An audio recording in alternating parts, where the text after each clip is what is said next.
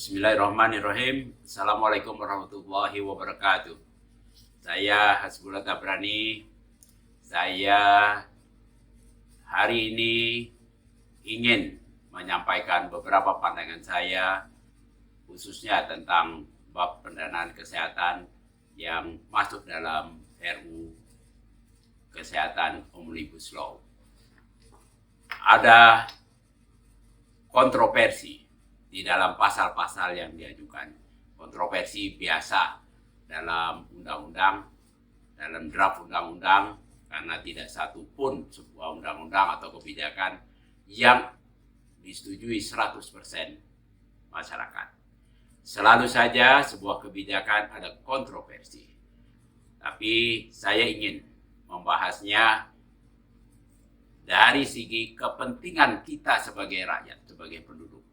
Sejauh apa yang diatur menguntungkan atau memenuhi hak-hak sebagian besar penduduk, bahwa ada yang bertentangan atau tidak setuju, tidak masalah, harus kita pahami. Yang tidak setuju harus ikut mayoritas. Inilah hukum demokrasi.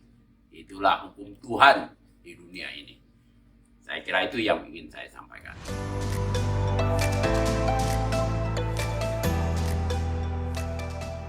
Ya, Undang-Undang Dasar memberikan hak kepada setiap orang di Indonesia untuk mendapatkan pelayanan kesehatan.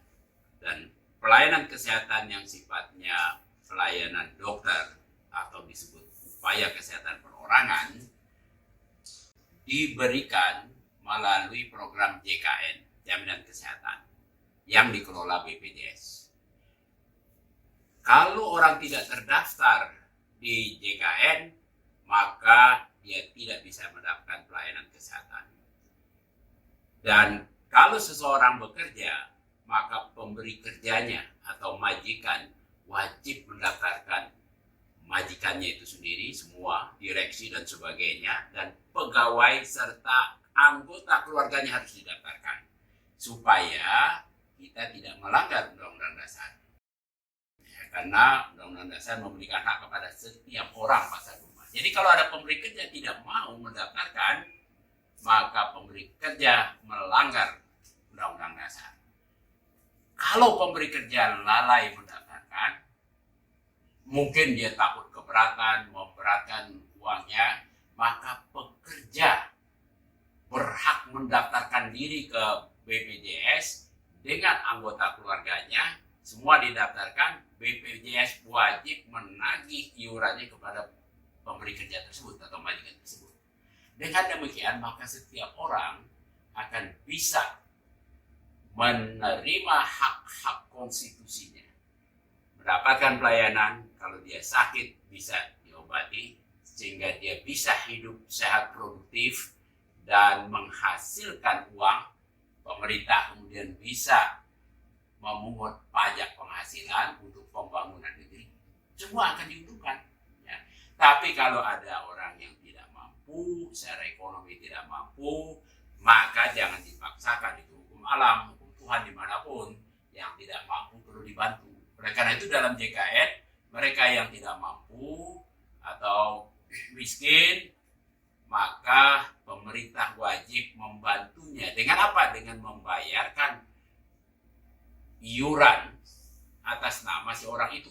Ya, pemerintah membayar iuran bagi penduduk miskin dan tidak mampu. Itu undang-undang SDSN begitu.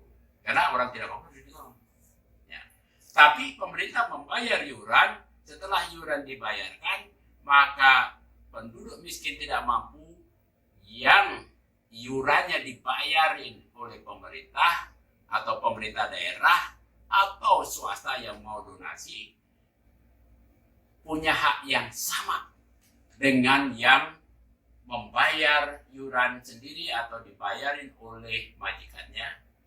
Dan oleh karena itu tidak boleh peserta PBI kemudian harus didaftarkan di puskesmas milik Pemda. Tidak boleh. Haknya sama. Dia berhak pakai mobile JKN, memilih FKTP, dokter praktek atau klinik swasta atau puskesmas yang dia percaya atau yang dekat rumahnya. Tidak boleh dipaksa apapun. Ini hak bagi semua peserta JKN sama. Apakah bayar iurannya sebagai pekerja, yang iurannya dibayar oleh pemberi kerjanya, atau yang bayar sendiri karena dia usaha sendiri, petani, nelayan, atau iurannya dibayari oleh pemerintah. Sama haknya, nggak boleh dibedakan. Terima kasih.